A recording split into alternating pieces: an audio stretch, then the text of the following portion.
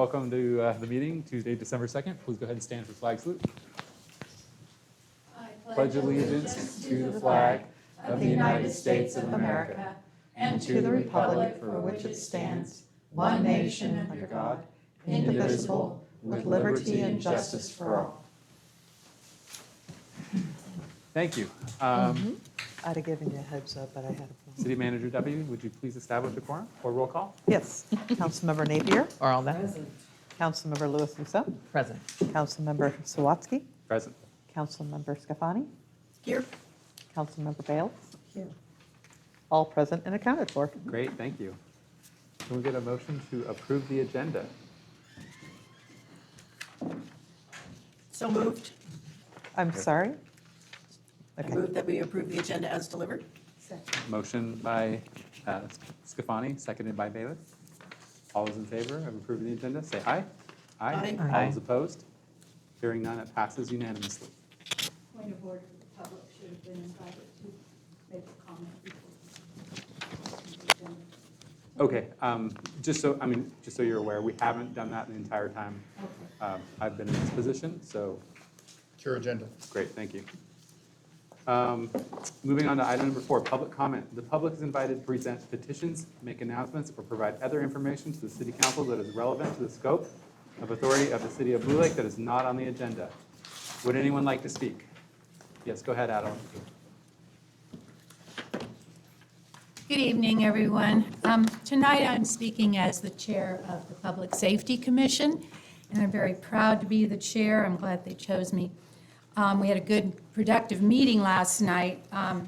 First of all, refrigerator magnets. This is mine. It's really all rough up, and we're all out of them in the city. So we have, this is just a mock-up so you can see. It's going to be this size. But anyway, this is what we're going to have soon. And I want to publicly thank the Wanika Club for donating $100 and the Grange, the Mad River Grange, for donating $100, making it the $200 for 500 of these magnets. They should be coming in about 2 weeks, just in time for Christmas.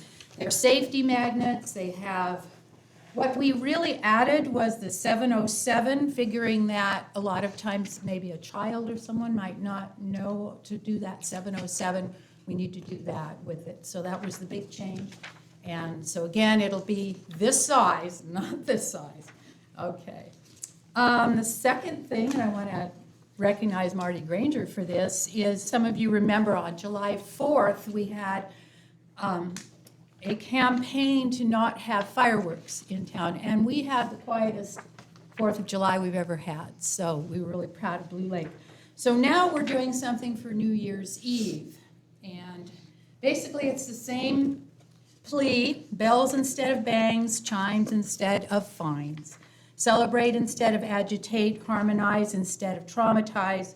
The community church bells will ring at 9 p.m. Thank you from the children, veterans, animals, and all gentle folks. So we're ordering about 150 of these to be given out to the winter camp children this winter, and they'll be posted around town. And then we've also ordered a banner, which will be put on the museum lawn, and it will be a large banner like we had for 4th of July. It's $60 for the banner from Paradise K, and we have a really great company here with Paradise K. It's local and it's very reasonable. As I said, $200 for these magnets, $60 for the banner. And it is a good idea to ask the museum curator, Cynthia Bagwell, whenever we post anything on the museum lawn. It is the property of the Blue Lake Museum. So I did call her today and make sure that it was okay to have the banner put there. It'll probably show up after the Winter Wonderland because they have a banner there right now. And just in time for New Year's Eve. So I think that's all I want to say for this evening. Thank you for your time. Great, thank you. I'd like to add a tiny little speck to Adeline's report, and that is we already have the banner. Ted went to Paradise K this morning, already got it. It's paid for, and it's being paid for by 3 of the commissioners on the Safety Commission. That's right. Great. And Donate. Any other public comment? Marty Granger. I don't know if this is the time to talk about this. I just wanted to express some thoughts and feelings about housing in general. And I know the housing is coming up, so should I wait until then? Go ahead, and if it's too related, Okay. I'll stop you. Well, I really appreciate the opportunity to just express myself and how I feel, even though I don't know all the practicalities and the details of this housing project. But I do have some thoughts and feelings. So when I think about the property down by the skate park, I just want to cry when I think of that being housing, and I don't know if that's still maybe happening or not. That's how I feel about that. And then I noticed there's some interest in developing across Charlton, one of those little streets, and I think that's a great idea. And then I've wondered about that property that's on the Annie Mary Trail, but it's across from where the horses are in the field. And it's this nice big piece, and every time I walk by there, I think, well, 3 fourplexes could go in there, and maybe 4, I don't know. So that's a thought. And then at the end of Railroad Avenue, where it connects with Blue Lake Boulevard, there's a really nice piece of land, maybe an acre, I don't know. And I know it's county land, but why do cities just have to be responsible and provide this housing? I mean, why can't the county find a contractor and build? I know there's no public, what do you call it, water, sewer, all that kind of stuff, but it's not very far, it's just across the creek. So that's a thought. And then my last thought is, and this is kind of crazy maybe, but on the way to Corbell, at the big curve that turns left, there's this beautiful big flat piece of land there, and I checked, it's 33 acres, and you could put 100 houses there. Again, I know that's county, but actually, no, it's not county, it belongs to the lumber company. So, maybe could be for sale if the county pursued that. 100 houses there could provide like 100 or 150 kids to the school.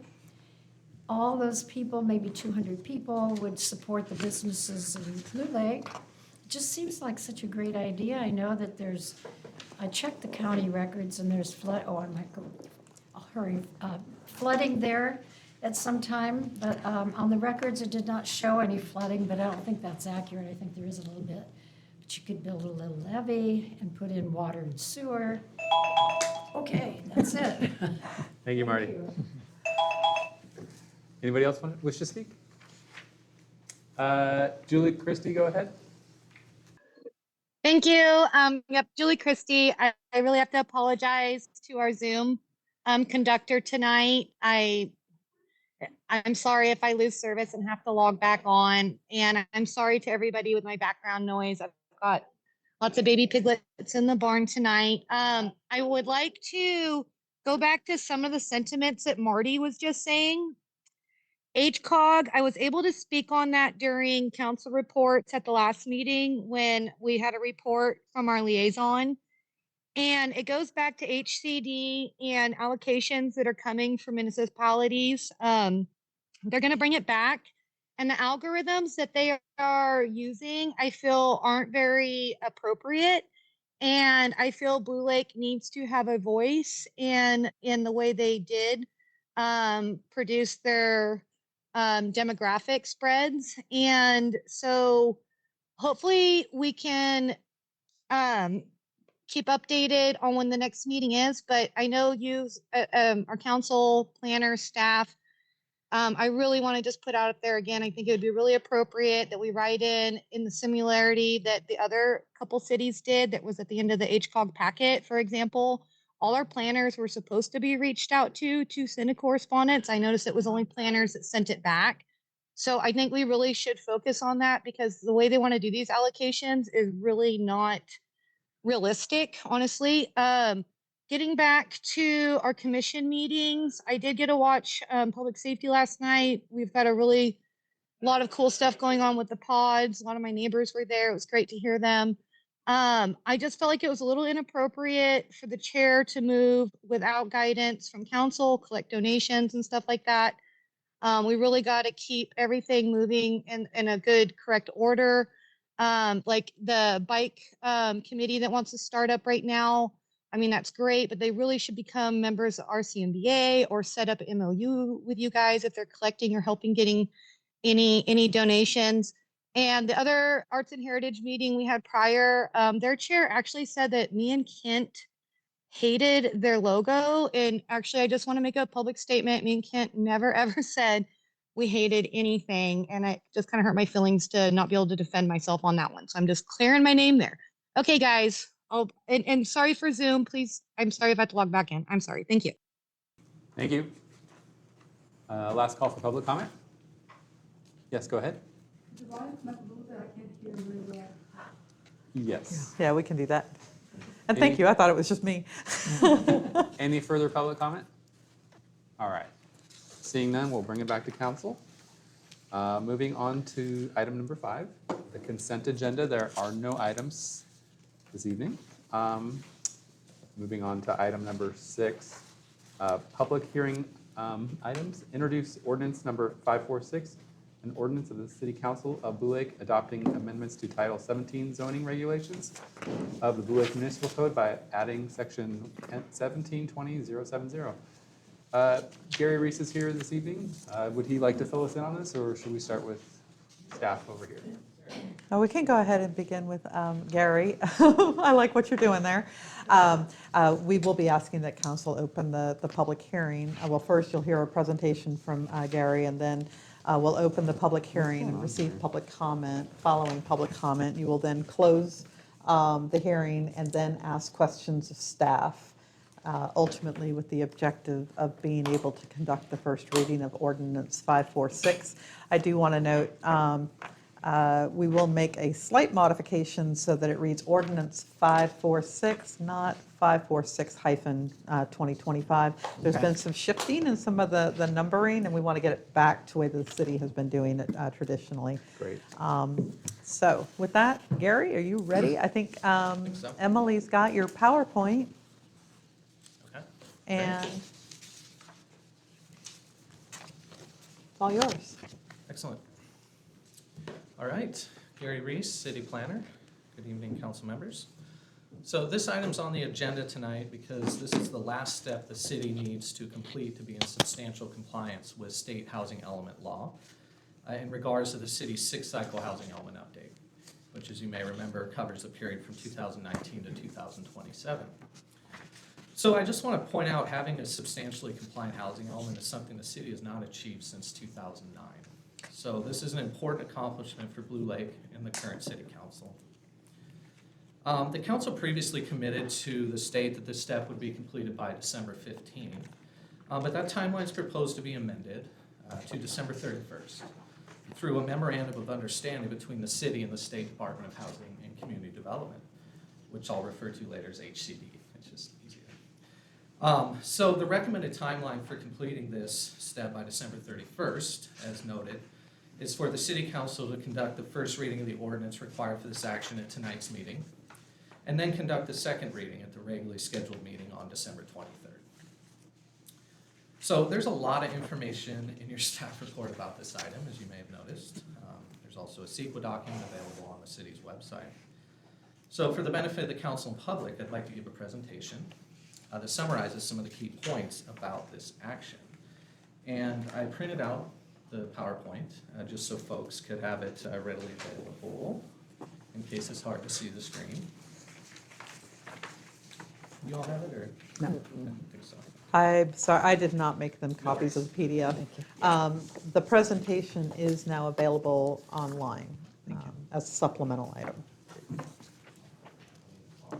If there's not enough, please share them among you. So, first slide we have here is the cover of the adopted housing element update. And for those who aren't aware, that was adopted by the City Council on July 22nd of this year. Next slide. So shortly after it was adopted, we sent it to HCD for review. And they responded that the element meets the statutory requirements of state housing element law, but then they also pointed out that the city would not be found in substantial compliance until the implementation of one of the programs in the element update. And that's program HI 14. Next slide. So here, just outlining the actions required to implement program HI 14. So one, creating and adopting a multifamily combining zone. This is to have a zoning tool that allows multifamily development by right if it meets certain income requirements. So that's the first action needed. The second is applying this to a site in the city that's greater than 1 acre. That would require amendment of the zoning map. So those are the two actions that need to happen. So if you go next slide. So I'd like to dial down on that a little more. Here is a summary of essentially the content requirements of this combining zone. Some of the text is bolded just to highlight certain points that are important. So yeah, it needs to be applied to properties that are 1 acre or larger. It can only be applied to certain properties, or certain zones, I should say. R3, MU, PDR, O. When applied, developments are required to do a density of 16 to 20 units per acre for residential development. Minimum 16, maximum 20. There's also requirements for the percent of square footage that would have to be residential development. No less than 50% if it's a mixed-use development. Also that it cannot be precluded from being 100% residential development under the combining zone. This question was asked of me recently, what design standards or development standards would be applicable when this combining zone is applied. Basically, the standards of the principal zone would apply unless they're superseded by this combining zone, which you're not seeing anything in there about setbacks or building height or ground coverage. So all of that stuff in the principal zone would still apply. And then lastly, I haven't focused on this enough, but development would only be principally permitted if at least 20% of the residential units are affordable to lower income households. So if you've got a totally market rate project, it still would need a planning permit, like a CUP. It would still be subject to CEQA and all of that. It's only if it meets that income requirement, that threshold there, that it would be allowed with just a building permit. So for action 1, that's the content of the combining zone in summary. Next slide. So then next talk about the proposed site to apply the combining zone. So this is the vacant sites inventory map from the adopted element update. And as you can see on the lower part of the city, or the southern portion near the Powers Creek district, you've got 3 larger sites listed as likely developable. Those are the only sites in the site inventory, vacant sites, that possibly could have the multifamily combining zone applied to them. The largest one you see on the west is the site being considered for the Danko project. HCD did not consider that to be a viable site for this action. The site to the east, it's along Hatchery, owned by a private developer. He already has an application in, so that is really not a viable site for applying the combining zone. Next slide. So the site that is, in our discussions with HCD, that they felt would meet state housing law is that site that's outlined in red there. It's APN, I think, is it 025-201-023? It is a city-owned property. 1.4 acres, zoned opportunity.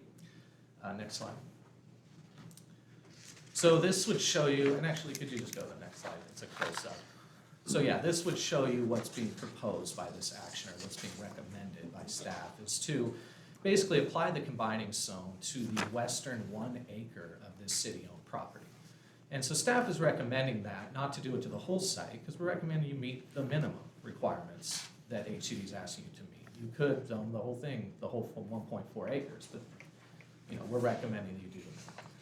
The eastern portion of that site, the 0.4 acres, would remain as opportunity zone. And maybe the city wants to make it open space recreation for a parklet. It's a separate subject, but that's something I would recommend. So just in summary, that was the content of the combining zone, the first action you need to take, and then this is the site is proposed to be applied to. Next slide. So both of these actions are defined as a project under the California Environmental Quality Act and are subject to CEQA analysis. And as we discussed for the housing element update, that was a plan level review because that was analyzing the potential impacts of goals, policies, and programs. So that was appropriate for the housing element update. Here we did a project level analysis. And that's analyzing the site-specific impacts of a future development on this site that would receive the combining zone. And the main reason is that potentially development could be allowed with just a building permit if it met those income requirements. That means just building permit, no CEQA. So this is the one shot to do CEQA. We need to do it at this time. Next slide. So as you see in the staff report and the CEQA document, it's the recommended determination is a mitigated negative declaration. And there's mitigation measures for the potential site-specific impacts of future development on this rezoning site. And those are necessary to reduce those impacts to a less than significant level. Next slide. So the mitigation measures fall within 5 categories in the CEQA documents associated with this action. You have biological resources, cultural resources, hazardous materials, hydrology and water quality, and utilities and service systems. And so I'll touch just a little bit on what those are specifically. So for biological resources, and it's kind of stated there, but that would be pre-construction surveys for special status plants and wildlife, nesting birds, turtles, various reptiles, amphibians, that kind of thing, as well as special status plants. Under cultural resources, based on consultation with the tribes, they wanted monitoring. So cultural monitoring has been included as a mitigation measure, and that would occur during initial ground disturbance activities. Then we have hazardous materials. Because of the site history and past testing that was done there, it's appropriate before development happens that there be pre-construction characterization of site soils. And then also, as is commonly done on sites like this, implementation of a soil and groundwater management plan during construction, which provides instruction on what would happen if contaminated soils, groundwater, et cetera, were encountered during construction activity. So the next, hydrology and water quality. This one here, I know it just says phase 2 MS4, that may not make sense. That's a regulation that does not apply in Blue Lake, but should. And so we've included it as a mitigation measure. And essentially what that requires is the site design for future development of the site to have stormwater management features that capture and infiltrate stormwater runoff. That's essentially the industry and regulatory standard for reducing impacts of stormwater runoff and offsite flooding.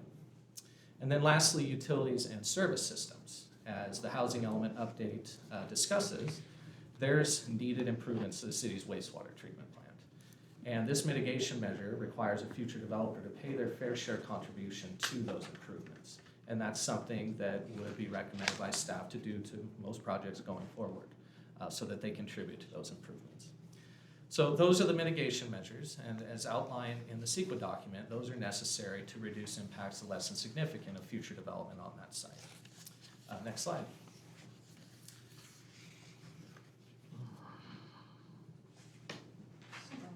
Is there a next one? You can click it here too. So that concludes my staff report. Of course, available to answer any questions. And just calling attention to the staff recommendation for this item, which Jill went over, and so everybody can see it if you don't have the staff report in front of you. Item 1 was to receive this presentation and the public hearing, questions, and ultimately recommending to conduct the first reading of ordinance number 546 and continue the public hearing to the regular meeting of December 20th. Thanks. Gary, a quick question for you. Yeah. Are we waiting until after the public speaks? and It's then- entirely up to the Okay. council. Do you guys wish to open up to the public first, or would you like to ask a question of Gary while we have him at the podium? I think that there was a plan to have the public go first, and then we can follow up with our questions with staff. Sure. I'll stick with that. Sounds good. Thanks. All right. I'll go ahead. Do we need a motion to open up for public, or can the chair just go ahead and do that? You simply open it up for, this is a public hearing. Great, thank you. So I'll go ahead and open up for public comment and hearing at this time. Would anyone like to speak on this item or provide input? Adeline, go ahead. Adeline Jones. Very happy to see this come to fruition. I'm in favor of the first reading of this ordinance. As you know, I've spoken many times about the need for affordable housing in Blue Lake. The Botawat Community Project has been something that I've been in favor of. And I think that it's something we need to really think about when it comes to what our town needs. And Marty brought up some areas outside of the town, but that's not our purview. That is not our concern. We are a small, less than 1 square mile city that has an obligation to provide affordable housing. And I'd like to see that happen, and it begins with this ordinance and the first reading. Thank you. Great, thank you, Adeline. Anyone else in the public wish to comment? Provide input? Then go ahead. Yeah, Lynn Glenn. Looking at this map, it looks like this lot is up against the X zone, which is the trail that goes through Blue Lake. And when the O zoning was happening 2 councils ago, I think, there was a lot of discussion and a lot of time spent by myself and other citizens to talk about the importance of keeping this trail natural as much as possible, and the value of this property to Blue Lake. You know, I think McKinleyville's buying community forests, Art Eureka is getting a community forest. We don't really have a community forest, but we do have the trail. And we have a natural zone that people use a lot and appreciate a lot. And at the beginning of the discussion of the O zone, there was planning to have housing right up against it, and it really was going to be an impact on the nature of the trail and the natural benefits that are offered to all of us. So we went through a long process to make sure that the building would be moved away from the trail as much as possible, that there be a barrier in between building and the trail. And talking to Gary, he was mentioning that I was the person who asked, at least one of the people who asked the question about would all the zoning restrictions that we came up with during this whole process be applied to this new zoning? And it looked like there was one possibility which it would not. There was, maybe Gary can address that. That was the State density bonus law. Okay, the state density bonus law.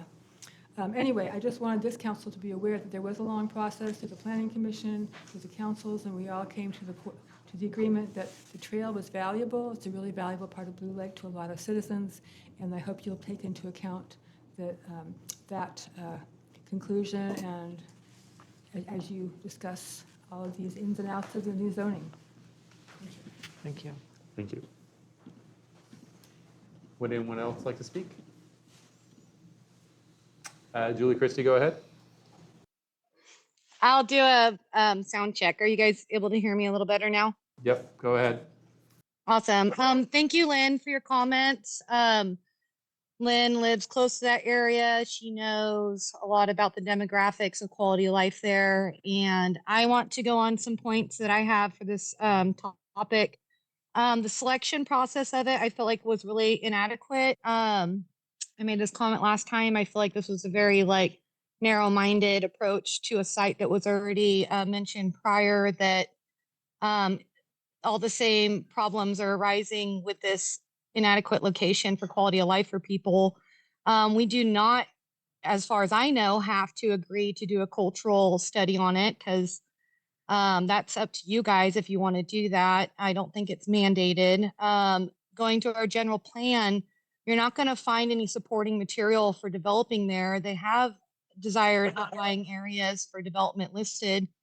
Flooding is a huge thing, plus the creek setback, restoration, emergency response. We have no transportation down there.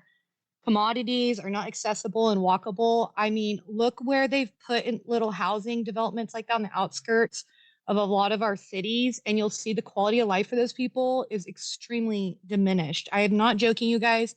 Let's put City Hall down there and build some apartments right there. That is probably the best place to give people quality of life, is right where everybody's sitting tonight. So I do think we can go, and property owners need to be talked to too. These private property owners that actually can facilitate these 1 acre lands, they need to be part of this process and part of an outlying way that the city isn't always getting the burden for these developments. We need to have workshops that we can explain to landowners here so they can build ADUs and develop their properties. We need to start exploring other revenues, because if we keep just piecing out our city property, that's wasteful, and that is just I just can't see that being a long-term solution for us. Thank you. All right, last call for public comment before we close the input session. Seeing none, I will go ahead and close the public hearing. Moving back to council, does council have questions for staff on this item? I do. Yes, go ahead. So Gary, where you listed the items that would be looked at through CEQA, I'm wondering when we say hydrology or water quality, is there anything that we were looking for or looking at that would have looked at the flooding issue? And the reason I'm bringing this up is I had asked you earlier in July, what about the certification of the levee and the safety? And I also, it was recommended that I talk to Hank Siemens of the county, which I did do. And so I'm just wondering why that isn't part of this, if CEQA is looking at that. Would that not be part of what they would look for in this, or? Yeah, I mean, in regards to flood zones, I mean, it obviously does state what flood zone that the site is in and adjacent sites, which are in the 500-year floodplain, not the 100-year, for example, a special flood hazard area, because they're protected by the levee. And although there may need to be some repairs to the levee, it still functionally protects those lands, and FEMA still has it mapped as 500-year floodplain. So that means people don't have to get flood insurance, aren't subject to the city's floodplain management regulations, such as raising the first floor of the units and things like that. So those things are discussed within these CEQA analysis, but there is not an attempt to do like a cumulative assessment of the entire watershed for Powers Creek and make a determination of how development on this site would impact flooding in general, that type of thing. That's typically beyond the scope of a project like this when doing CEQA analysis. Okay. That's the type of thing you would do when, say, you're doing a general plan EIR and you have the ability and the funding to do that level of analysis. So that's kind of my initial answer. Do you have any follow-up questions? I do. So for the certification of the levee, it's my understanding and reading through FEMA documentation that if a levee is not certified, then you cannot say that it would provide the necessary protection for the flood. And this has been an ongoing issue for Blue Lake. And the reason I'm bringing it up is it has nothing to do with whether or not I feel that housing is a really important component of the city of Blue Lake. But I would be morally, this would go against everything in me morally, to not say that we are stating as a city of Blue Lake that with an uncertified levy, we can say that it meets those criteria, and FEMA would disagree. And so what we're saying is that FEMA has this on their mapping, but I see in a product that SHN report that was generated that there was a letter from FEMA back in 2011, and FEMA asked the city of Blue Lake where we were in the certification process. Right. There are documentation from the Army Corps of Engineers that our levee does not meet those standards. And FEMA says if they don't meet those standards, then it is up to us as the people who are responsible for that levee to do something about it. And I just feel like this is a very important thing for us to look at, and I wonder how the state of California, they did produce things that said we would be exempt from flooding, but is this something that they are aware of and that the city is willing to ask those questions, those hard questions about that piece of property out there? Because it isn't as if issues haven't happened with that levee. They have 2 times in the history of Blue Lake, and one was very significant. It pretty much wiped out, according to the Blue Lake Advocate, the mill that was out there. And in your same report, there was a question about why is this mill devastated between 1958 and 1964. It's out, it's just wiped out. And then you see the picture of the mill site all functioning whole, and it is right where Powers Creek is.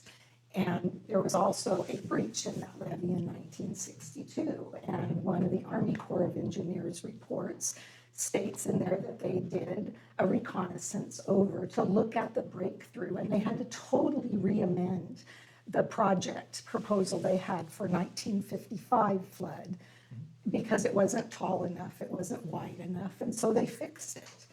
And it turned around in 62, and that levee had a breach in it. Although it wasn't that big, it made them completely rewrite their plans. And in 1964, they finished it. About 2 months later, the 1964 flood happened and devastated that area. So I just think it's important for us to ask those hard-hitting questions, because to me, to put the most vulnerable people in a place where that could be a problem, to me is a problem. So I just have to say that to me, this needs more consideration. If we're looking at putting a multifamily, I'm happy to provide. I was told by some very wise people on this council that I should have documentation, and I do. And if anybody's interested, but for me, morally and ethically, I have to say something about it. Yeah, and a lot of these same issues were discussed when they redid the mapping, I think it was 2017. And I didn't see any indication from FEMA or DWR, any agency that's involved in reviewing compliance with the city's floodplain management ordinance, that they were instructing the city to not approve development in areas of 500-year floodplain that were functionally protected by the levee. So the city has operated under that assumption since. The mapping shows, the same as it did before. So I haven't seen any clear instruction from these agencies that the city is not supposed to approve housing in these areas protected by the levee. And that wouldn't just affect this site. I mean, that's broad, that's precedent setting. I mean, if that was the direction the city was going to go, then that would potentially prohibit development in many areas of the city that are protected by the levee. So that's a much bigger discussion, but again, through the update of the mapping in 2017, I don't remember any direction being given to the city that they could not approve development in these areas. Okay. So that would be a question that, okay, so I'll take your word for it.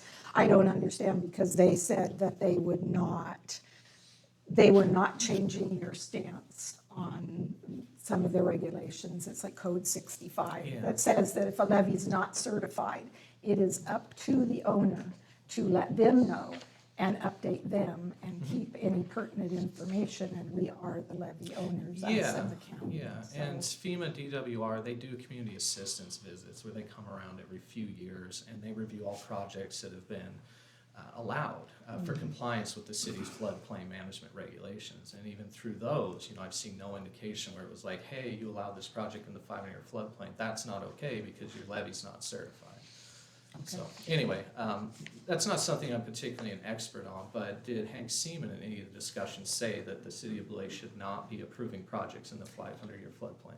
I didn't specifically ask that question. One of the things he did say was one of the biggest issues and concerns, if you look at the old maps and even one you provided through the Planning Commission, when the Rousseaus were looking at building an apartment down there, it showed their piece of the land that they were going to build on, and then all the way down that property, it is an old log pond. Yeah. And so, there are a whole host of issues with that. But it also just talked about, where that is. And so I would just wonder about that, because they do say that we are responsible for being the ones that come forward to them. And it isn't to say that everything on a FEMA map is correct, because I know First Street does a lot of the, representations for the flood maps now, and they said that there are a lot of errors. Well, and that's a good point. I mean, we've seen some of that as well. And any time there's a project that's like close to the 100 and the 500-year line between those two areas, we typically require flood elevation certificates and, a topographic survey to really determine what the actual topography on the site is relative to the base flood elevation. So that is something that often will happen if it is close to a line between 500 and 100-year floodplain, because there isn't, it's not exact. I mean, FEMA does its best job to draw those areas, but clearly they have, most of the Powers Creek district in the 500-year floodplain, and under the assumption it's protected by the levy. Okay. And it seems that that would also require that we follow some kind of maintenance schedule, which Hank Seaman said we are not. Yeah, there's not a regular maintenance that would have to be turned in. Sure. So, And that's a much bigger discussion than what the city needs to do to comply with state housing element law. It's something that the city should certainly work on.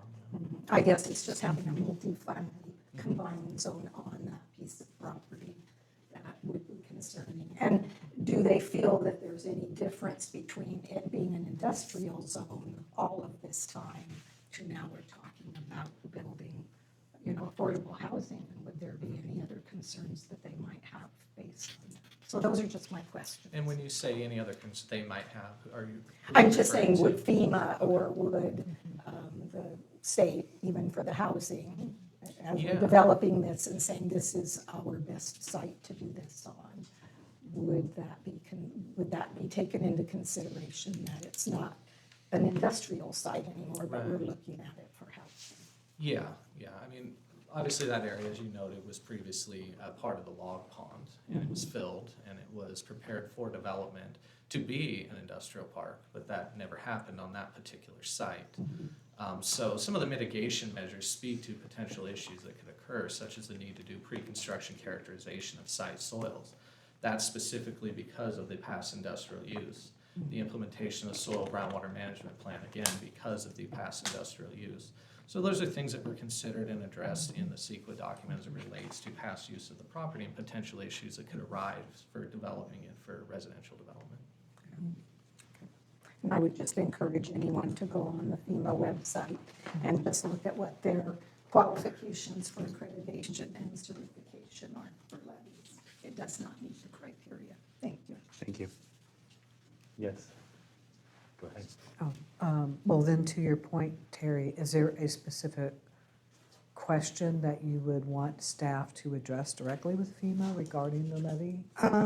Well, I would have questions about the certification and maintenance. What is the inspection? I didn't get any answer when I asked about the inspection protocols, and there is a very long list from FEMA on what that would look like, and from the Army Corps of Engineers. And if I may, a follow-up to that, more specifically about,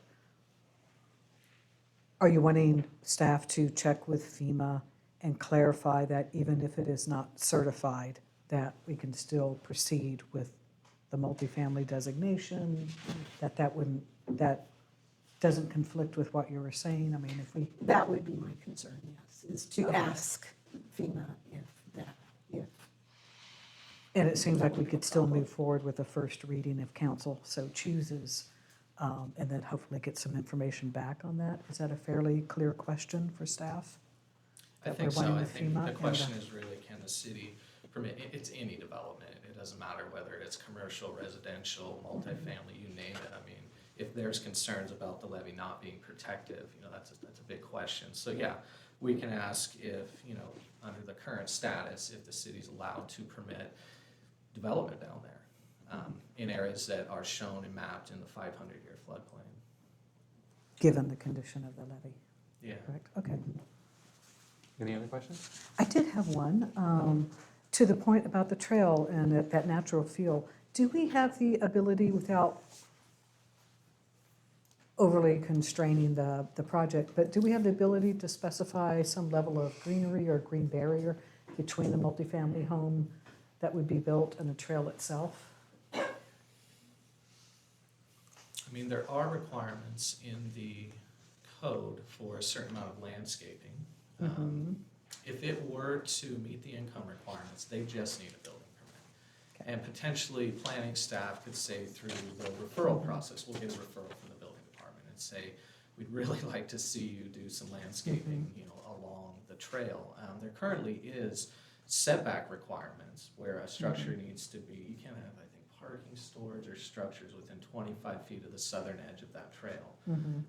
As Lynn was talking about, some of those development standards were worked out through that multi-year process in developing the opportunity zone. So Yeah, you do have that setback. I'm not sure if it meets the income requirements that the city can dictate how the site is designed per se, but remembering also, it's a city-owned site. So it's Okay. not just this regulation Yeah. that affects what can be done there. I mean, Ryan, if you want to speak to that, I mean, through a lease or some other arrangement with the city, potentially they could ask for some of those things, is that correct? That's correct. Okay. Okay, thank you. Yeah. So there are ways that instead of just having trail, building, Yeah. ground, that we could try to acknowledge how it's felt in the past. Yeah, Okay, thank you. absolutely. Any other questions? Michelle? I would just ask, I mean, I know that this has been going on for a while, but are there alternative sites that should be considered? There are alternative sites that were considered and discussed with HCD. There's just only so many. Right. First, you look at your vacant sites, and I showed that map earlier. I don't know if I have that in front of me. There we go. Yeah, there you go. Yeah. So you've got those three, thank you. You've got these three here. Those are our vacant sites, and those are our largest vacant sites. And we did discuss those with HCD. The Daco site that's being considered for that, they said, look, this multifamily combining zone is being done to facilitate development in the lower income category. You've already got a project considering the lower income category. Applying it to that site is like double counting, you know, like that, no. You've already said in your site inventory that that site can be lower. And then you have the Boughton site, which is right along Hatchery, the creek runs through it. It's just got limited development potential. It can accommodate some development, but 16 to 20 units per Right. acre, probably not. We also asked about this one here. This is a Farley property off of South Railroad. The concern was undersized utilities, poor access, landlocked, you know, how feasible is it that that site will be ready for development within this current planning cycle? Okay. So that was a concern on that one. We also, because for years we've been talking about the Calgon Apartment site, so I also brought that up just to have the discussion. We got this site, you know, the building could be demoed, it could be prepped for development, and they're like, is that gonna happen in this planning cycle? I'm like, Sure. probably not. And they're like, then we don't see that as a viable site. So that was the dialogue that happened with HCD, where we went over a number of sites. They also noted if it's not currently in the site inventory, you gotta amend your housing element to include it. And when adding that to this process, it was kind of like, I mean, yeah, that site's probably not viable, so why would we bother going through that Gotcha. process? So when it came down to it, what we were left with is this what we're recommending? Right. Seemed to be the most viable, and I really wanted to run it by HCD, because the last thing I want to do is have the city take action on this, send it to them, like, we don't like that site, that doesn't work. So we met Right. with them in advance to get their essentially sign off on, yes, we consider this site to meet the requirements we're asking you to meet. So. Thank you. Elise, do you have any questions? I guess my only thought after the levy conversation is, so we're zoning this as we are, but that doesn't mean that anybody's ever gonna build on it, right? I mean, Sure. anybody You'd have could to come have a along and willing go, developer. I don't Yeah. wanna build housing here behind this uncertified levy. You'd have to have a willing developer, sure. And there's other analysis that potentially would happen. I mean, when you're talking about public health and safety issues, somebody applies for a building permit, FEMA's telling us we can't allow development there. That's problematic, right? Right. But you're right, this doesn't guarantee the development will happen. It just lowers the barriers if you're providing 20% or more of the units as affordable to lower income households. Otherwise, you're going through the same CUP and CEQA process that any project would, it's of this size of Blue Lake. And I know we've had this particular conversation before, when we talk about flooding and how that area can potentially become islanded. And depending on the level of flooding, Hatchery Road is closed, so people can't exit off of Hatchery Road. There is no other exit off of there unless you can cross the river. But in a big flood event, you wouldn't be able to cross the river because the other side of the river will be flooded. So again, we're back to that, you know, yeah, in the summertime and dry season, it looks like it might work, but if we have a very serious flood event at all, Yeah. nobody can leave, unless they have a boat. And that could be bad. You know, I'm just still concerned that that's where we're focusing a lot of this housing development. I mean, I Yeah. realize we don't have other places to put it. Yeah, I mean, if there's a catastrophic flood that blows a levee out or the dam fails, I mean, so many people in the community of the Mad River Right. Valley are gonna be in a rough spot, right? Right. The flooding we've seen, you know, in recent years where it has flooded those areas, it's pretty brief how long it floods those areas. You know, it's not like people are stranded for days on end where they can't get out of that area. It rises quickly, it falls quickly. That's true. If somebody in there has a medical emergency, Sure. how are they gonna get out? You know, Yeah, I mean, it's still, I've lived on both sides of the river, and there were times I had to, you know, if I had to go to work, I was driving down West End Road, but I couldn't cross back. yeah, I mean, when there's been catastrophic floods, I mean, they were flying people in and out of places. I mean, you know, they do what they have to do to try and save people. Yeah. No, my point is just that it doesn't have to be catastrophic. You know, it doesn't have to be Yeah. the giant, you know, the entire area is inundated and Mhm. we've got lots of bigger problems. I'm just saying that, you know, it hasn't happened in recent years, but Hatchery Road flooding on the other side happens. Yeah. And it's not so rare. So I think we need to keep that into, you know, in our considerations about that area. Thanks. Any other questions? Okay. Gary, can the zone be applied to a private area or is it city-owned property only? It can be applied to any property Okay. that is in 1 acre or greater and in R3, MU, PDR, or O. Great. We're only proposing to do it on one site in this current cycle, but this tool could be used in later cycles for a similar purpose. Okay. When you said it, the state bonus housing law wouldn't apply, what was that again? Or what exactly was that? Yeah, so that came from Lynn Glenn's question. So she asked me, would the development standards, the opportunity zone for building height and things still apply? And yes, they would, except if somebody tried to use state density bonus law. You can get waivers and concessions from development standards. If you do 100% affordable, you can just have an automatic increased building height. So there are ways, if you use state housing law, state density bonus law, to get exceptions from local standards. And an exception will be applied by the planning commission, or who would allow the exception? The Or applicant would apply for it under state density bonus law, and Uh-huh. then there's certain findings prescribed by the state that need to be made, and the only way to say no to that is if the thresholds are fairly high. It's public health and safety, it's things that are severe, and that would be a valid reason for saying no to those waivers or concessions. Okay.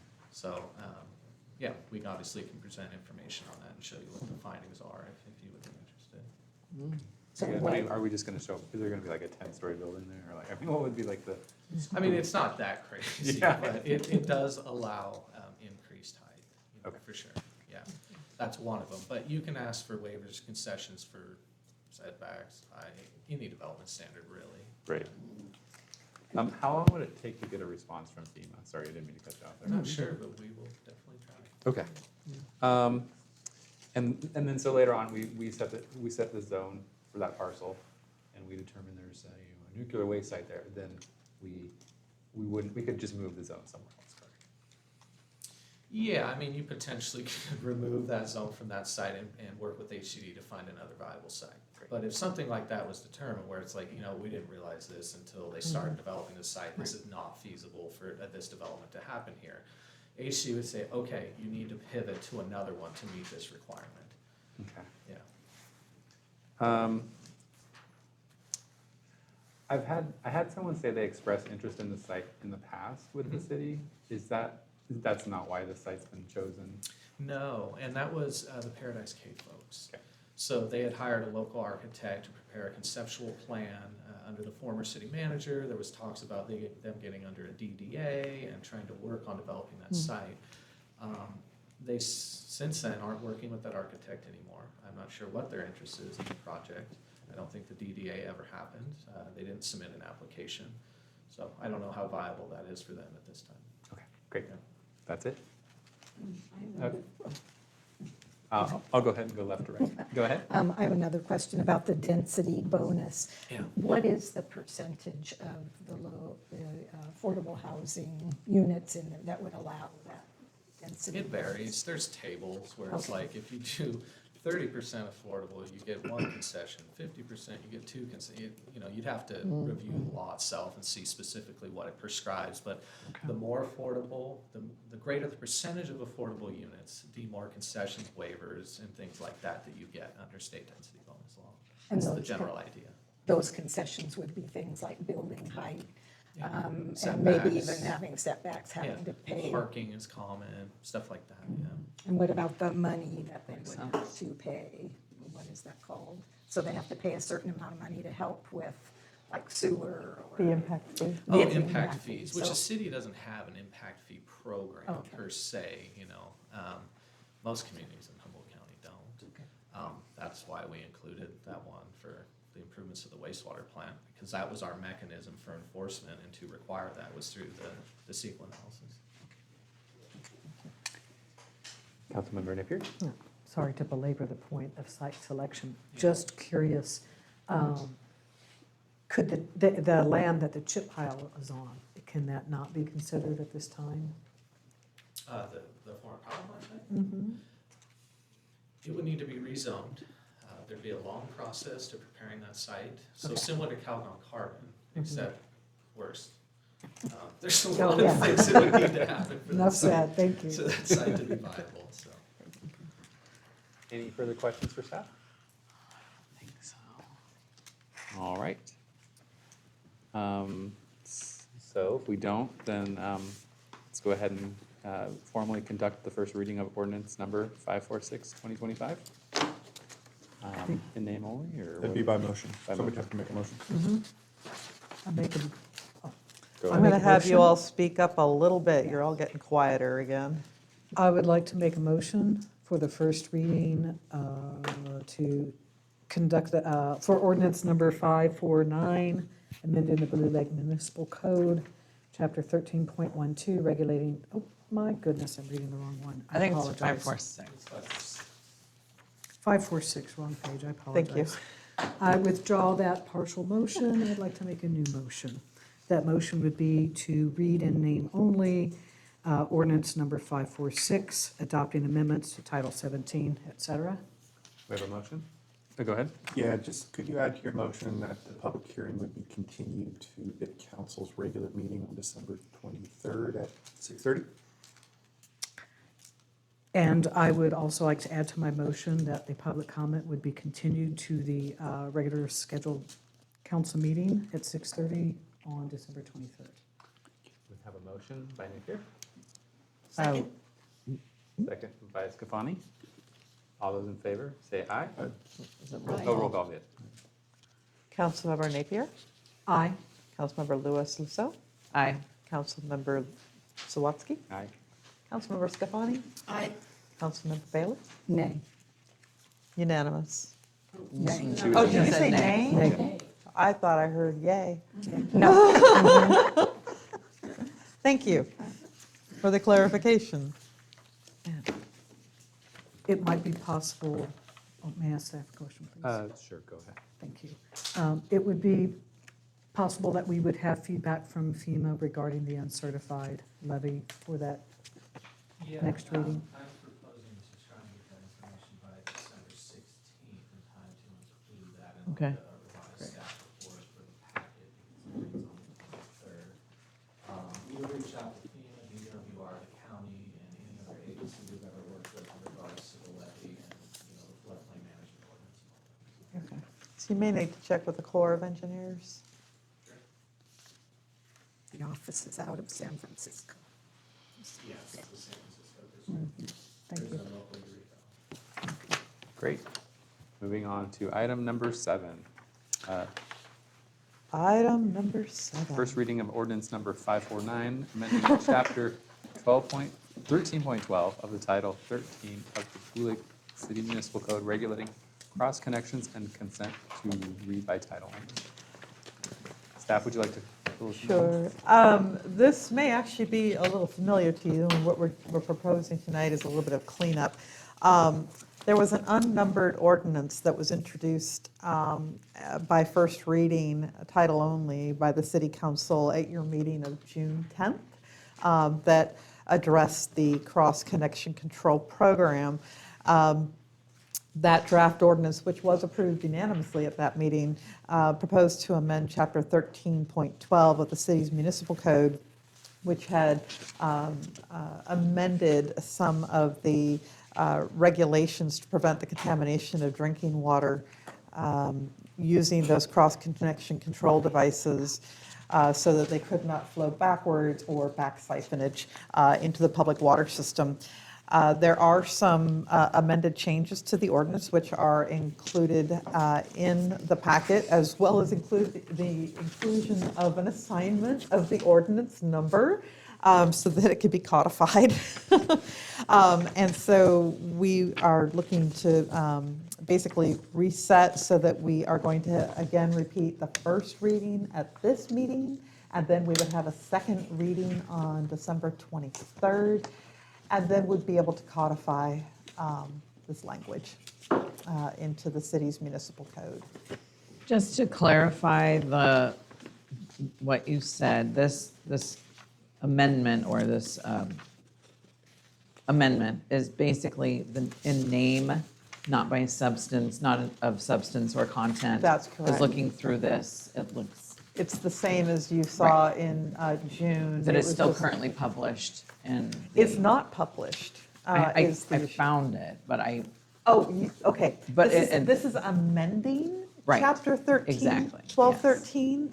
so And it's gonna this is be going to, out. yeah, This will replace it, and That's it's the correct. same one, but we didn't have a name right. or a number. And I would just add, the ordinance when it originally came to you was just the proposed chapter.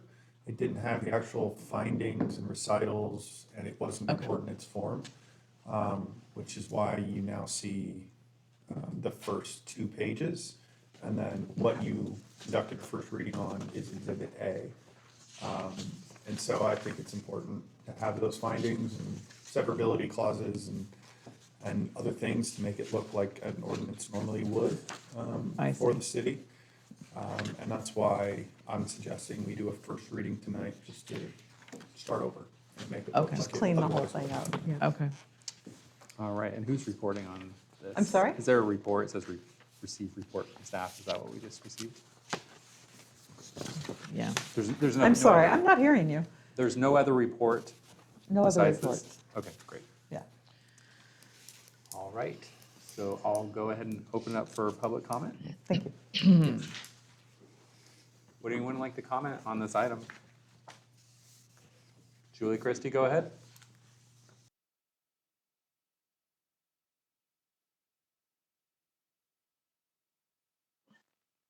I'm sorry, I started talking without taking my mute off. Okay, thank you for bringing up and updating us with the ordinance. I just have like some like side note concerns with it.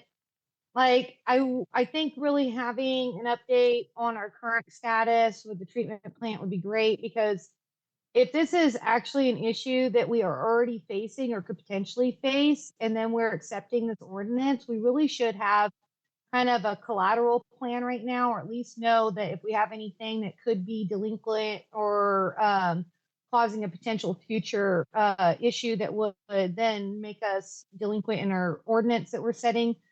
So just kind of really our council and public works working together, I think is really crucial in light of this ordinance is where I'm getting at. Thank you. Thank you, Julie. Last call for public comment before we close the public hearing. Seeing none, let's bring it back to council for consideration and deliberation. Would you like me to provide a short response? Sure, please. Okay, so first, I just want to note that you do have an older cross-connection control ordinance that's already been codified on the books. The state of California had made some required revisions that needed to be completed by December of 2025. As part of that, we needed to update our cross-connection control policy, which was submitted to the state earlier today.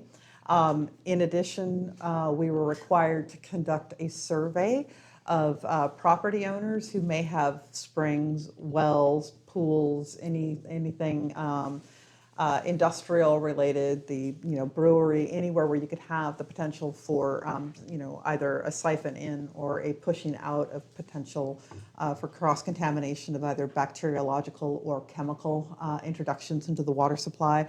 And using that information, staff will be able to say, okay, so you need to either have a double check valve, you need to have an air gap, you need to have a reduced pressure valve. And so they're going to be going through that, conducting on-site inspections of these different devices, and if they need to be repaired or replaced or upgraded, depending on what the potential threat is. So that's actually in the works right now. And this is all for the protection of the water distribution system. It's not the wastewater system, but the water distribution system, and protecting it from the activities that individual properties owners or property activities could have on the water system. So I hope that helps to clarify. Great, thank you. Yeah. Any questions for staff? Are we concerned also, in addition to those, because I was trying to figure out, well, who would be impacted by this? And this looks like a lot of work for staff, a lot of monitoring, a lot of checking, but it's also, an impact to people who it applies to. Yep. One of the things I was wondering about is older plumbing, houses that are older. We have a lot of them here, and just curious about, I didn't hear you say that as far as doing a survey of people that may be impacted, or residents or businesses. Would it be like older plumbing greater than? Not so much an older plumbing issue, so much Okay. as it is an alternate water source Okay. issue. Okay. And, the double check valves are typically placed close to where your meter is going to be. So there's a clear delineation between the city's infrastructure versus the private owner's infrastructure, and making sure that you're protecting that point where there could be that point of contact between the city system Yes. and the owners. So if you've got somebody that Okay. has their own well, they're going to have, because you can't control what's happening with the internal plumbing Right. on that end, which is why you would put a double check or an RP closer to where the meter is going to be. Okay, thank you for that Yeah. clarification. Yeah. Just something that. I'm having to go back in my brain on some really old stuff too, because back in the early 90s, I worked closely with the city of Arcata in developing their programs there. And they are pretty labor intensive, and you are required, this is simply one of the regulatory requirements that all cities and CSDs providing water are required to do. So when we talk about these are state mandates, and it's not a question of us not doing it. We absolutely are required to Yeah. provide this level of service for the protection of health. Thank you. And then, to be clear, if you have that alternate water source on your property, even if you aren't using it, it still has to have that. That is backup correct. device. You either abandon it, or you have a double check valve or some other form. Yeah. Yeah. Any other questions from council? That answered my questions. All right, seeing none. Can we get a motion to adopt to conduct the first reading? So moved. I think we have to Motion read by it. Sorry, do I have to You have read to it? make a motion. I would move that we conduct the first reading of ordinance number 549, amending chapter 13.12 of Title 13 of the Blue Lake Municipal Code regulating cross connections, and consent to read by title only. We have a motion by Scafani, Second. seconded by Louis Lusso. Roll call. Sorry. I'm waiting on you. No, it's all good. Councilmember Napier. Aye. Louis Lusso. Aye. Sawatsky. Aye. Scafani. Aye. Bailiff. Aye. Motion passes unanimously. Oh, this one we didn't set a second reading. Do we not have to have a This second? is- This is the second reading? I'm or sorry? It's not a public hearing, Okay. Okay. We don't have to continue it. We'll just bring it back. Moving on to item number 8. Discuss and approve resolution number 1244, authorizing the city manager to execute memorandum of understanding with California Housing Community Development. City Manager Duffy, would you like to fill us in on this, or Mr. Reed? Oh, actually, this one, we're going to hear from Ryan. Okay. This is something that he's been pretty long involved with as far as the development of a memorandum of agreement with the Housing Community Development in order for us to resolve the housing element number 6. We also will have Gary Reese available if you have any questions. And do we want to pull in? No, we don't. Sorry. Yeah, I was thinking Ethan, actually, but never mind. Yeah, so before you is an agreement with the Department of Housing and Community Development to resolve the outstanding issue with respect to the city's non-compliance with the 5th and 6th housing elements, and to set in place some milestones with respect to the upcoming 7th cycle housing element. We brought this originally as a placeholder item a month or so ago. And we had a discussion then about the city's request to HCD to make this MOU strictly about this 5th and 6th element and to not include any guarantees or milestones with respect to the 7th. HCD rejected that pretty much out of hand based on the city's historic non-compliance. We are 2 cycles in, and HCD was adamant that they want some type of commitment that the city will timely go through the 7th cycle. And so we had some discussions, both internally and with our outside counsel that was assisting in the negotiations. Our outside counsel had some discussions with HCD's attorneys, and it was essentially a no-go on the removal of the 7th. So what we did and what's presented for you tonight is an MOU that separates out the 5th and 6th and the 7th. And so you'll see in the agreement that the 5th and 6th are taken care of under Section 4, City Obligations, under Sub A. And all that says is that by December 31st, the council will fully implement the housing element, and you took the first step tonight by conducting the first reading on the rezone and the multifamily combining. So December 31st is our deadline. We will bring that ordinance that you just conducted the first reading on back for a second reading on December 23rd. And our obligation is to adopt it by the 31st, even though it won't be effective until 30 days after December 23rd. So that takes care of the 6. We will have complied with our obligations.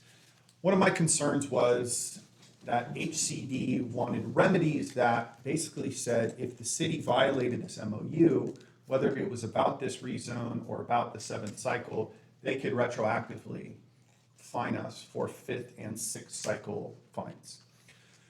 And so what this agreement now does is it separates the 5th and 6th. So if we comply with that December 31st, HCD gives us a full release against any fines relating to the 5th and 6th. If we, in the future, violate a milestone with respect to the 7th, their only remedies would be what would otherwise be available to them for the 7th cycle. They could not go back and fine us for the 5th and 6th, and they agreed to that. So again, in Section A, we take care of the 5th and 6th with a full release, with compliance. And in Section B, we have some deadlines to keep the city on track to complete the housing, the 7th cycle housing element by June 2027. And the deadlines are briefly by March 31st of 2026, we will have a consultant in place to assist with the housing element, and an RFP or RFQ will be developed so that we can issue that and go through a recruitment process to hire a housing element consultant. By August 3 of 2026, the city will have to publish an initial 7-cycle housing element on its website for a 30-day review period. Prior to and not later than August 24th, we have to hold a duly noticed public hearing to consider the 7th cycle housing element. By September 18, 2026, we have to submit our initial draft to HCD. Not later than December 2nd of 2026, HCD has to return with its formal findings to the city. And there's some meet and confer obligations if HCD does not find substantial compliance. If they don't find substantial compliance, we have to release a second draft for public review in February of 2027. And not later than February 15th of 2027, the city has to submit its final revised draft housing element to HCD for review. HCD then has until April to return its formal findings on the redraft. And prior to June 1st, 2027, the city has to adopt a compliant housing element. That is the normal timeline. Well, that outer date is the statutory timeline. We would otherwise have to meet that obligation. And this just gives some additional motivation for us to keep the 7th cycle moving along. There are some commitments by HCD to review timely so that we can keep our process moving forward and we have their input. But really, the section I want to highlight is section 6, which is the remedies and penalties for city's failure to meet its obligations. So first of all, we built in an opportunity to cure. So if HCD believes that we haven't complied with one of these milestones with respect to the 7th cycle, they have to send us notice, and we have 30 days to cure the violation. Essentially, it gives us a 30-day buffer. 30 days isn't a long time, but at least we have a little bit of breathing room if we miss a deadline because we can't schedule a meeting or whatever it may be. We have some opportunity. And then you'll see B, which is HCD enforcement remedies for the 6th cycle, which is what I talked about, that if we don't meet that December 31st, then HCD can retroactively issue fines for the 6th cycle noncompliance, but we are on track to meet that December 31st, 2026 or 2025 deadline. Section C is HCD's enforcement remedies for the 7th cycle.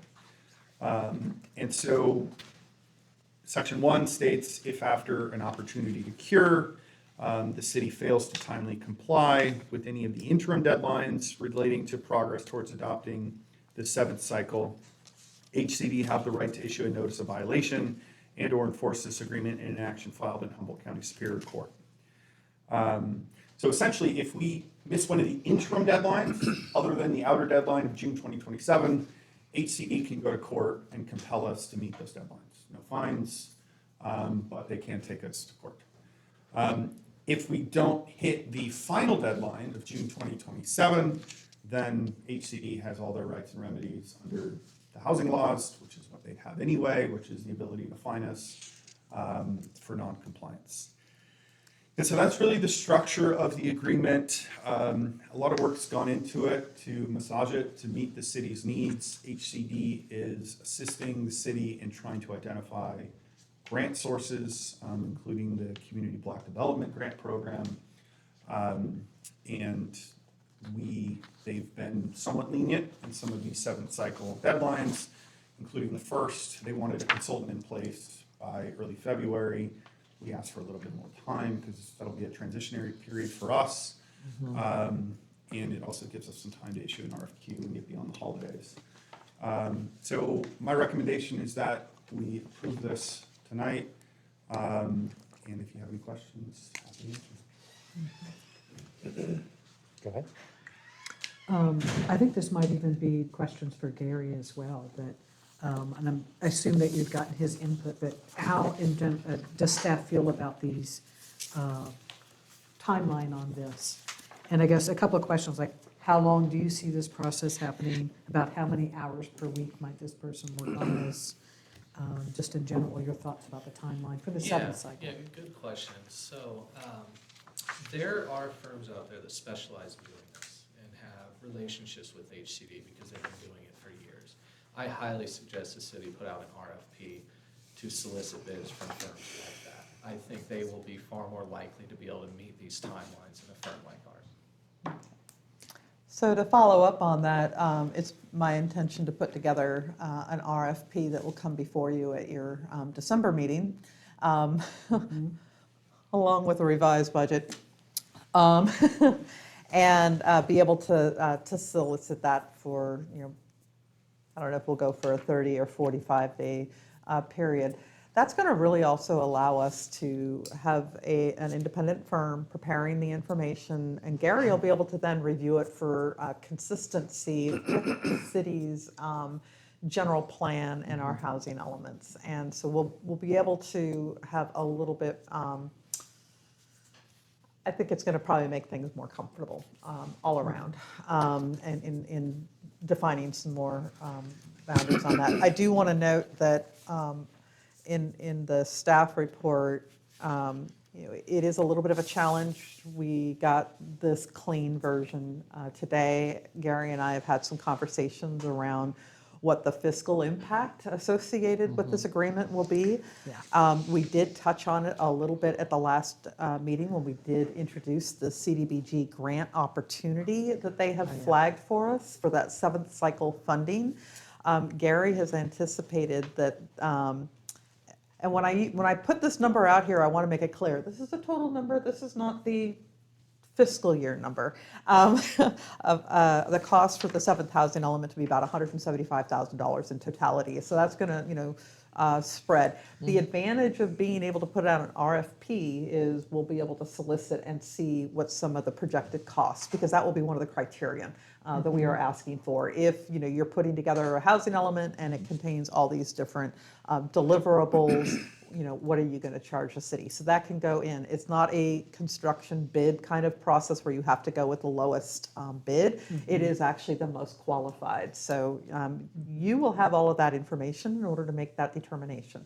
You'll be taking a look at who the recommended consultant would be, but you would also have access to the other proposals if you want to do that. There are some costs that will be associated with the 6th element, the 6th housing compliance. Gary and Penelope are starting to develop some of that information. It's not quite ready to be introduced tonight unless you've got something since you and I spoke earlier I today. can just speak generally on it. Cool. Thanks for bringing that up. So, you guys are currently working on program HI 14. There's a bunch of other ones. So there's a lot of amendments that are being asked to be done to the zoning code. Many of them are just cleanup type things. But the point is, I'm going through each one of these programs and identifying, this is something city staff can do. We don't need a consultant for this. SHN will need to do these. Here's approximate costs for these things. So there are other costs associated with fully implementing the 6th cycle housing element update. And just for reference, I think it was about probably $100,000 to do the 6th cycle. That doesn't include attorney costs and other things like that. Most of that was grant funded.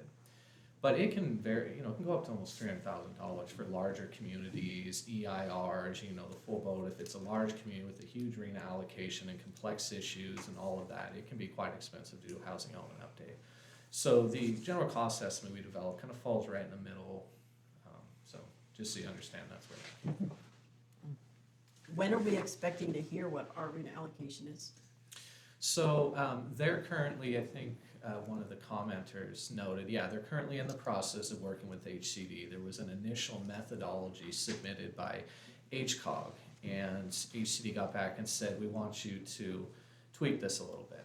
So the initial allocation I saw was 40 units. Now that's in various income categories. I don't have that off the top of my head. When they were looking at adjusting how it was allocated to Blue Lake and to the communities in the county in general, I think it maybe went up to 44 or something like that. So that's in flux right now. I'm not sure that's been finalized, but we have been attending some of those meetings on behalf of the city just to be in the know.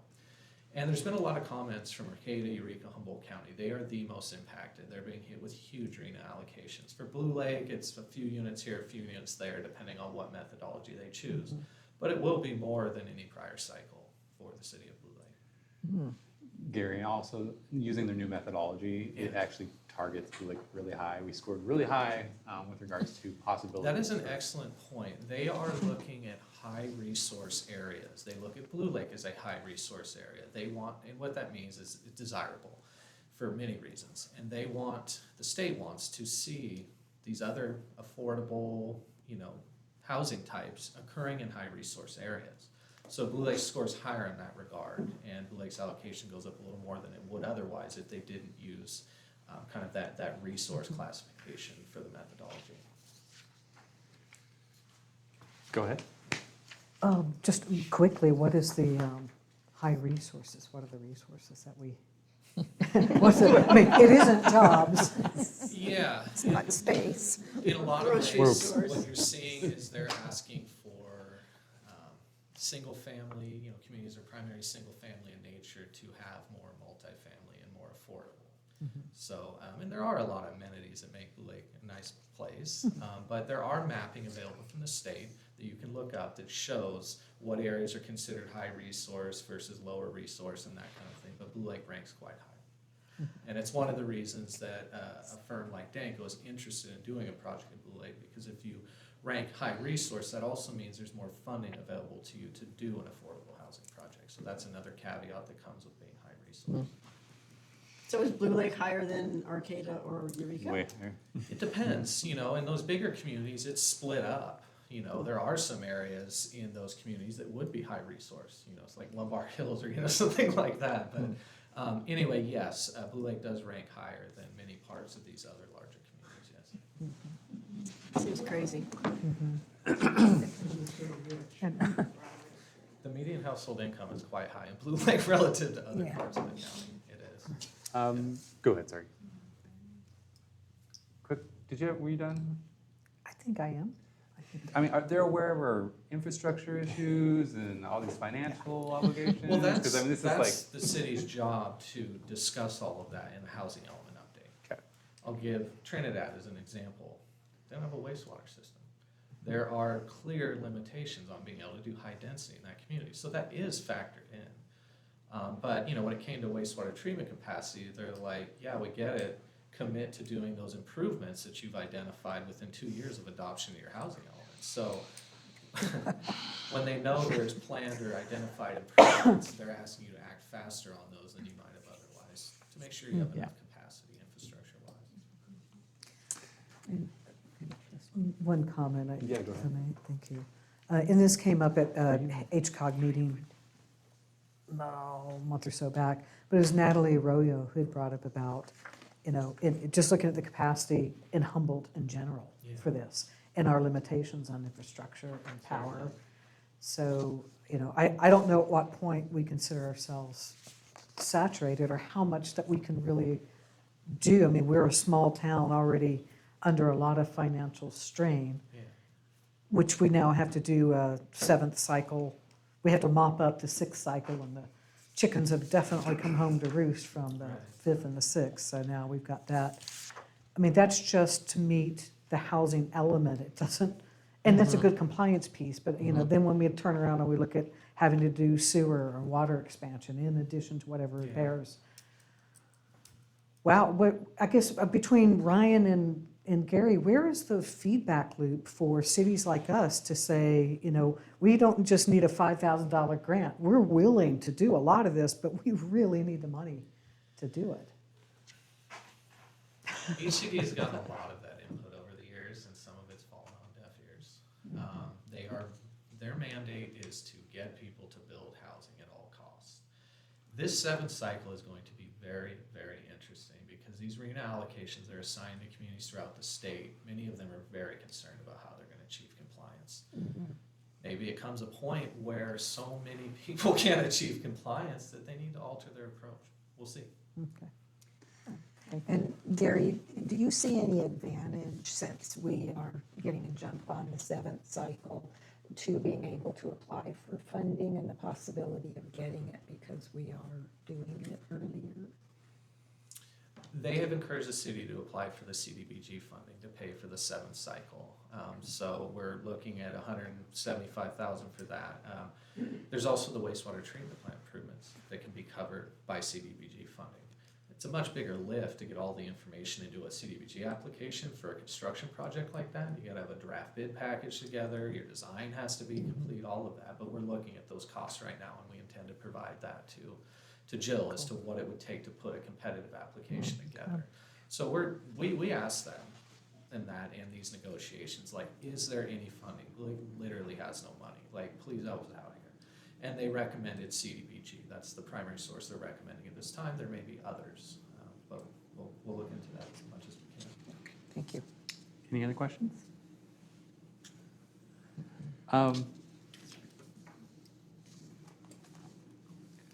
So in the past, statements were made that the council was anti-housing.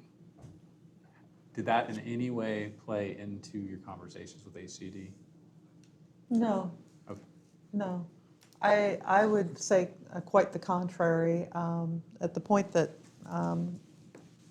I was able to participate in a couple of the calls, I was anticipating that would be some of the talking points. But when I learned that you hadn't even had a 5th element, and that the notices of non-compliance for the 6th element began many, many years ago, all of a sudden it was like, oh, this has been, Blue Lake has been recalcitrant, period. And it just all came to a head, unfortunately, under your watch as you started asking some questions to come up to speed as a new council. So HCD is taking a much longer view than what has transpired over the last year. They're looking at the entirety of non-compliance with the 5th and as well as the 6th. Yeah, and to add to that, I mean, the last time an element was certified was the 3rd cycle. That was in 2004. I was a young planner. We got it done. It was great. I moved away for a few years. In 2009 was the next one that the city adopted, but it never achieved substantial compliance because there was things the city council was unwilling to do at that time. The 5th cycle, we got some funding. We turned it into HCD. We got comments back, and the council said, this is too expensive at this time to respond to all these comments and come into substantial compliance. Then came the 6th cycle. So it has been since 2009, because that's the point at which that 3rd cycle wasn't valid anymore. It's been since 2009 since the city has been in substantial compliance. So this has been happening for a long time, and there are things that prior councils were just unwilling to do. And obviously the state has gotten more strict and severe in penalties and things like that. So we find ourselves here today. But. Great. Great. Sums it up in a nutshell. Yeah. Oh, Alrighty. yeah. Nothing like it. Nothing else. Rocking up the place. Nothing like having it all laid at our feet, right? I have no other questions, Gary, thank you. Well, I do have a comment. Oh, do you- Just quick comment, and it's not necessarily a question, but just looking at what the state said about this adopted element was kind of substantially the same as what it was in 2023. And having some of this come before the council, before even, I just kind of feel like it should have been done before. And perhaps in the future, or it would be nice if some of these things could come before us to give us more time to think about it. Other than here we are in December, even though we talked about some of this in July, and now we're having to make a decision with all these papers in front of us at one time. And I know it's really hard for me, I'm not pushing it off on you, because there is so much to this, but it would be nice if there was more time. I really appreciate the work that's gone into this and where Yes. we, mapping out the timeline, getting the MOU in place and working with HCD and all of Gary's work up to this point, keeping track of giving us a historical perspective of what we missed out on. So I appreciate all of the work. I understand what you're saying, but I mean, it's like, okay, put it on the calendar, check. So we have something to look forward to. Well, it seems like this new 7-cycle game plan, there's mapped out really, really nice. So, you know, if we miss an assignment, we're gonna know it. Yeah. I suppose that's part of what happened the last few years is things got delayed and. The sixth cycle started in 2019. The city didn't receive the funding to actually work on it until 2021, and they'd already gotten letters saying, you need to get this done, you need to get this done, and the response was, we don't have the money. So that's why they applied for LEAP. And they did review in 2023. The city didn't have the money to do the CEQA document at that time. So then we got REAP funding, and we were able to do the CEQA document. So there were various steps in the process as to why it was delayed, and it was primarily funding issues. I see. So yeah, there is kind of a gap, I think it's between at some point in 23 to November of 24, where there weren't any, it didn't come before council or planning commission, I think, during that time. So that was a funding issue. That was a time where the CEQA document was being prepared, yeah. Thank you. Really, I have to, thanks are in order, really specifically to Gary. First, your presentation was efficient and informative, spot on, thank you for that. And then for all of the work clearly that you've done. And Jill for keeping us on track. And Ryan especially for reaching out also to others, attorneys as well, and availing yourself and therefore us of their expertise and putting together something that's probably about the best we could have hoped for. Yeah.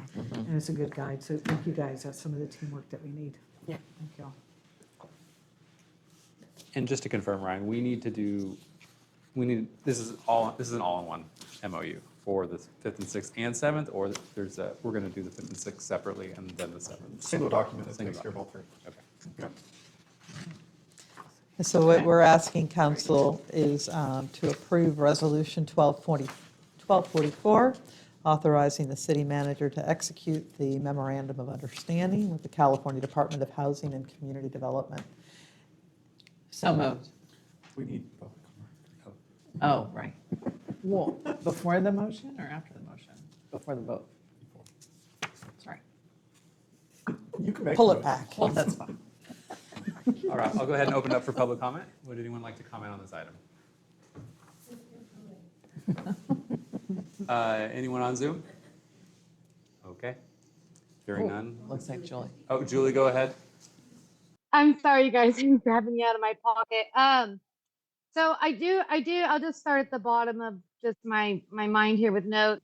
I do support the resolution to authorize the manager to execute this MOU with our HCD, to complete our housing element. But I really want to go in back to like some regards and concerns. Like the date set of December 23rd, obviously we're going to have to bring that back sooner because that's the day before Christmas, right? So I'd also like to see this fiscal impact reflected in our budget. I don't feel we are a high resource desirable area. All our prior grants were based off the verbiage of being a disadvantaged community. And that is like really hypocritical. Then admitting we're desirable based off funding opportunities is kind of a conniving way to kind of build in an area that's not really providing quality of life for the families that would be coming in, for job opportunities, transportation, and just everything that we need to sustain a healthy community. CBGD funding has primarily been wasted, in my opinion, with little to no accountability. We know many cities are delinquent, and I don't want to be one of them. None of us do. But funds, so when we are delinquent, they're going to come in with not necessarily finding us first. They're going to come in with a builder's remedy, or we're going to lose control of like planning. So that's actually like the biggest risk that I don't want us to have. And I feel like the original delinquency in passing our housing element was basically just not having adequate definitions of what was being changed through planning, through council, through public. Like we really had a delinquency with our planner, like getting that information out, getting it to be absorbed. We really were just kind of being told we needed to pass it. And that really kind of put us in like this backwards wheel, in my opinion.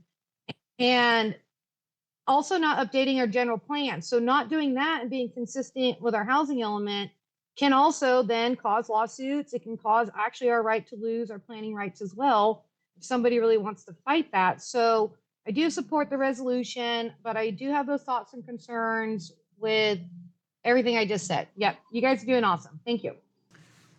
Great, thank you, Julie. Last call for public comment. All right, I'm bringing it back to council. Had you made your motion or you hadn't quite finished? I just said so moved. I didn't read it. I do have a couple legal questions for Ryan, but I'm not sure if it's like a closed set, because we've had a side conversation about stuff. I don't want to bring it up now in front of everyone if it's a closed session discussion we need to have. Do you want to talk about it offline after the vote, or do you want, do you want to bring it up now? You want to do a break? Can we do a, can we, what can we do? I don't know. It may literally take a minute. I mean, yeah, if you want to take a 5-minute break, you and I can talk offline. Sure. All right, I'm going to So call we a have, 5 minute. so we have a motion on the table that has not yet been seconded, so I want to make sure that we keep track of the fact that the motion is still hanging out there. Okay. Okay, Yes. Great. thank you. All right, we're going to take a 5-minute break before we vote.